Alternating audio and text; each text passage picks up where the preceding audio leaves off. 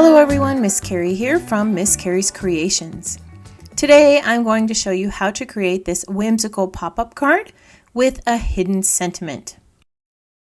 In this video, I'll walk you through the step-by-step card assembly process, and I'll share a few project tips and coloring tips along the way. I have already gathered the supplies for this project. Using the Donut Fun stamp of the month from Not2Shabby, I have stamped and cut out 2 of the donut images for this card. I'm using the plain round donut and the panda, but you can choose any of the images you wish. I also have a vertical A2 card base that I cut at 4 1/4 inches by 11 inches and folded it in half. I have an A2 front panel with a small notch at the top. I did use a circle die to cut this, but a circle punch would work too. From the pattern paper, I have cut a tag that measures 3 1/4 inches by 4 3/4.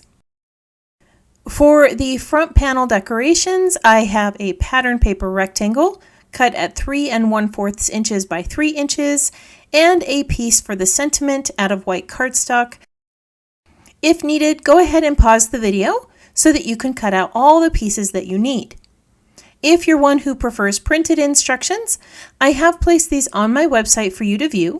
A link to that website and a list of the supplies used can be found in the description below. We're going to start with the front panel and make the cuts needed for the pop-up mechanism.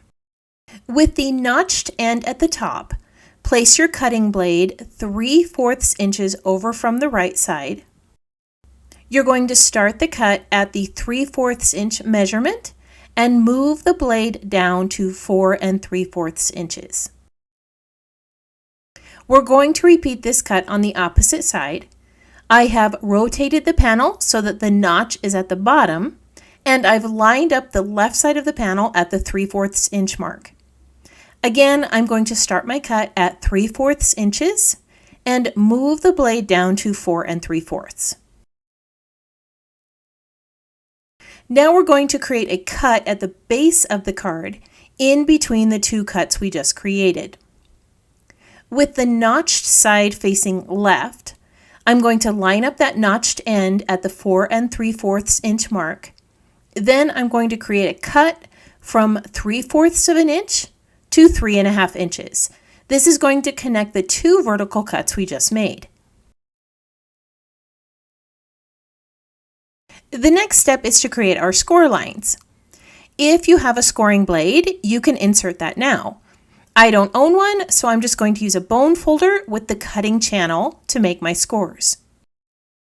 With the notched end on the left side, I'm going to place that notched end at the 4 inch mark and create the first score line in between the 2 cut lines. So we're making our score line from 3/4 inches to 3 1/2 inches.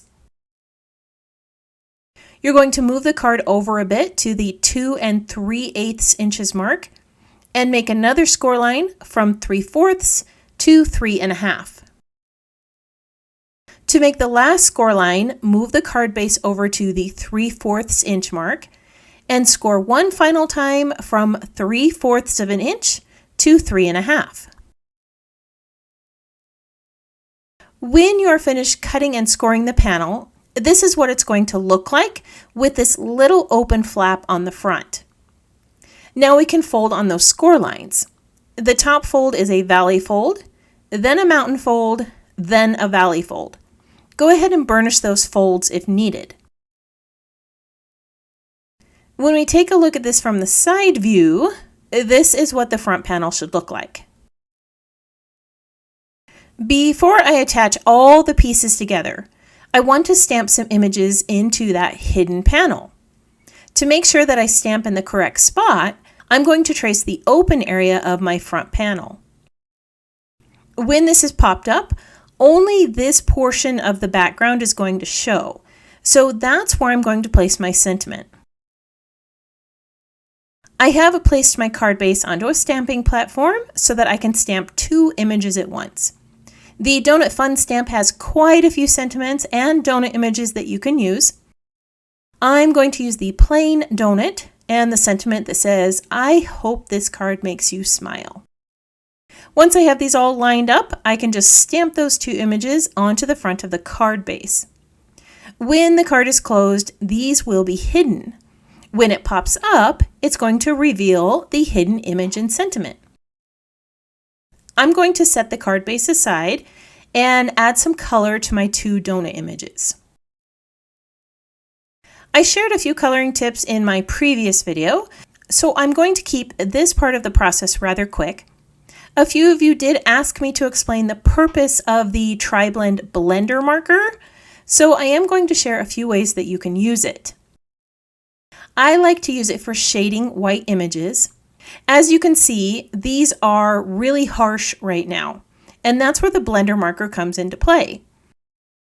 When I brush the tip of the blender over the shadow line, it softens the harsh lines, creating more of that softer shadow. It does take a moment for the ink to dry and soften the lines. If you need to come back and add some darker shading once that ink has set, you can bring in a darker color, add your shading, then repeat the blending process again. Just be careful that you don't pick up any of the adjoining colors because it will create a blend or bleed into your shading. Not only does the Tri-Blend blender create softer lines, it can also be used to remove color. On this donut, I wanted to create the look of glazed frosting, so I'm using that blender to remove some of the pink color. As I run the blender over the pigment, you can see it soften and become less opaque. Sometimes this needs to be done in stages because the ink will continue to soften as it dries.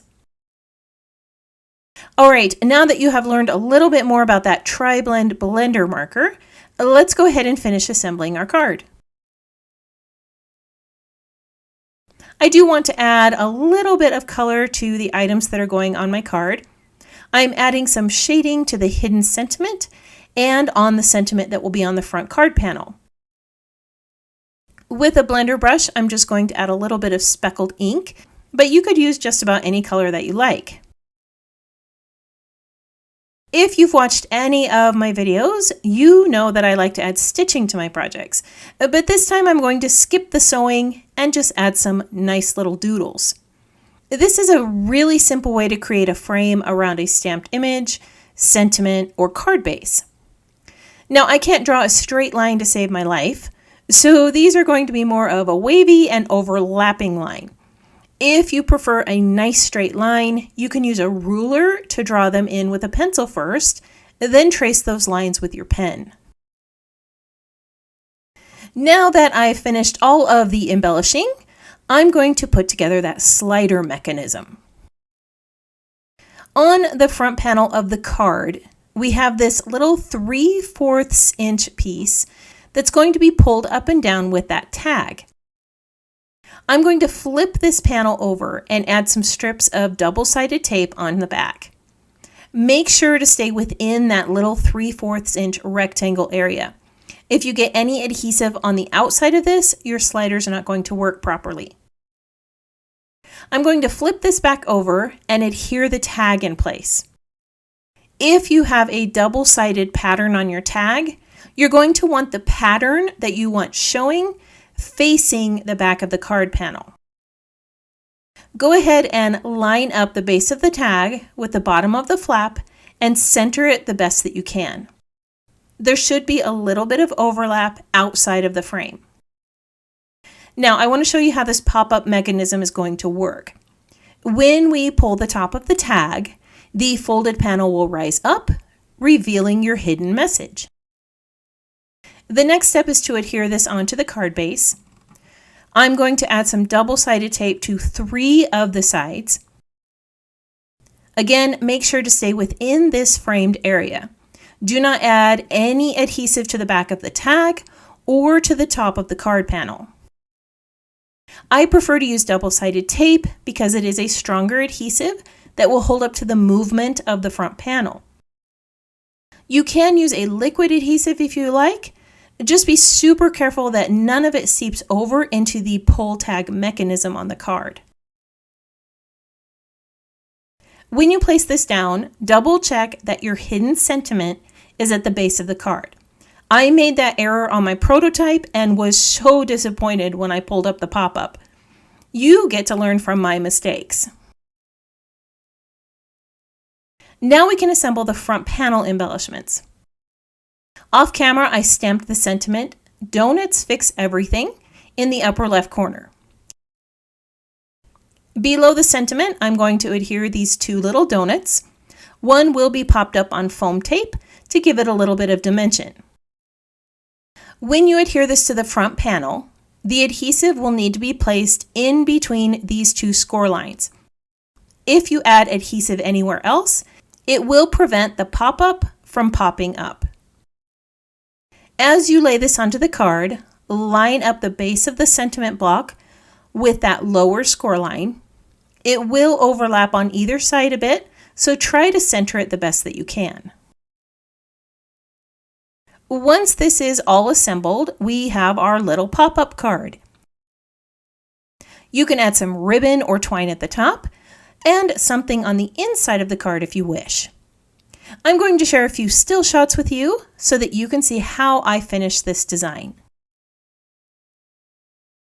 This hidden sentiment pop-up card is simply adorable with these bright plaid patterns and whimsical donut images. I love how bright and cheerful it is, and I can't wait to send it off to brighten someone's day. I hope that this project inspired you to try something new. If you're one who likes to pin photos to inspiration boards, I have added still shots to my website and in the Not2Shabby Friends Facebook group for you to use. I want to thank you for joining me for another card making project. If you have any questions about this project or the supplies listed below, feel free to leave me a comment. I hope that you have a wonderful week, and I can't wait to see what you create.